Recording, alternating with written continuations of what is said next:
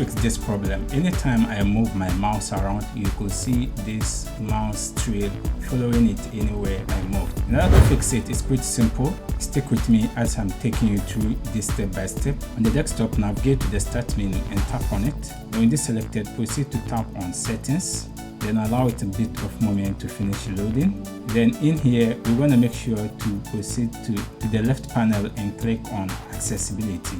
Then after that, under accessibility, continue to scroll down until you locate mouse, pointer, and touch. So this is where we're going to do some basic tricks in order to solve this problem.